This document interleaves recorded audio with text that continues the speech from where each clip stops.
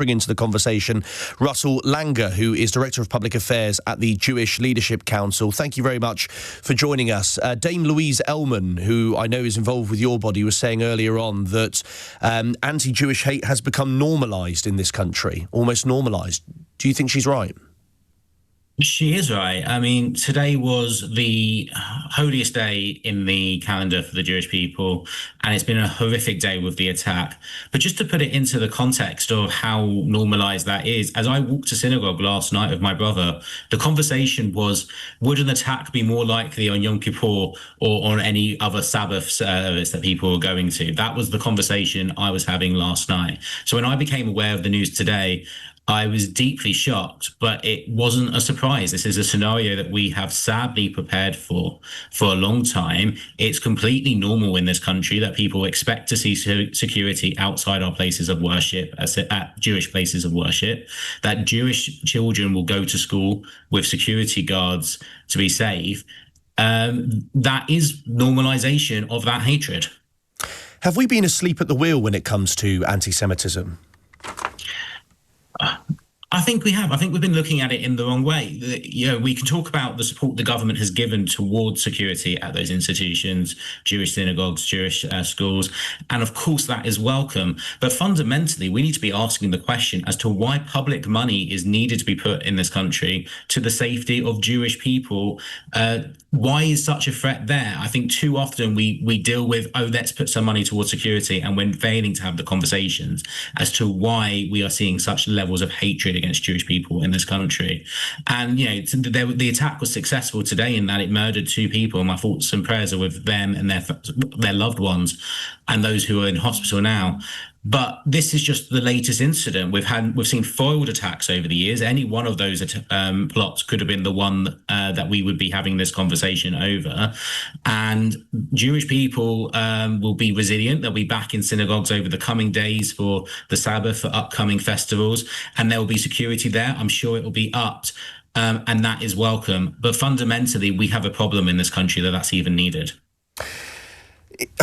Do you think Britain is divided when it comes to... I suppose what I'm asking is, have we been asleep at the wheel when it comes to sort of community relations in Britain? Yes. Ultimately, we talk about security isn't new outside these places of worship. This has been something that's been going on for decades. I went to school with security, but the last 2 years has seen something on a completely different scale. And the most shameful part of it is when October 7th happened, the attack almost 2 years ago now, that has seen the spike in levels of anti-Semitism in this country. There was no question about it. We put it in our initial statement on the day of the attack itself, that we know that when incidents like this happen, we will see a rise in hatred in this country. And fundamentally, why is it that conflict in thousands of miles away are causing people in this country to come out and cause hatred against Jewish people? And we need to be less squeamish about it. We need to call it out where we see it. There is no place for this extremist rhetoric. And fundamentally, we all need to up our game on that. And when it comes to what should happen next, is it a case of looking at longer term things like education? Is it looking at, in the short term, as we've seen today, security at synagogues, which is something that I would hope, I imagine you would hope, wouldn't be necessary, but sadly clearly is? Of course, education is a big part of it, but I think it's more fundamental than that. We need to see the law working. We need to see those who are out there supporting prescribed terrorist groups dealt with the full force of the law without anything holding that back.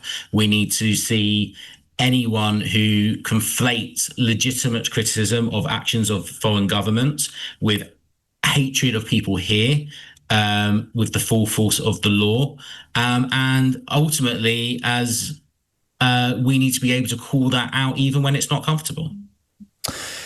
Could I ask you lastly, when it comes to the marches that have been taking place across central London, there is a dispute about one that is scheduled to take place on Saturday in support of Palestine Action, which is a proscribed terror organisation now, as you will know. I just wondered your thoughts on that. People have the right to march in support of the Palestinians against actions of the Israeli government. But when we see placards out there with anti-Semitic rhetoric, when they're supporting a prescribed terrorist group who has targeted Jewish community organizations and buildings in recent years, we just need to be really clear and say that is unacceptable. And I can't tell you the motives of each and every one of those people who are going to go out and protest, but I will say this to them: look at the people standing either side of you, look at the placards that they're going to be holding, and what they are going to be saying about Jewish people in this country, and ask if you want to be standing with those people. Thank you, Russell. Russell Langer is Director of Public Affairs at the Jewish Leadership Council.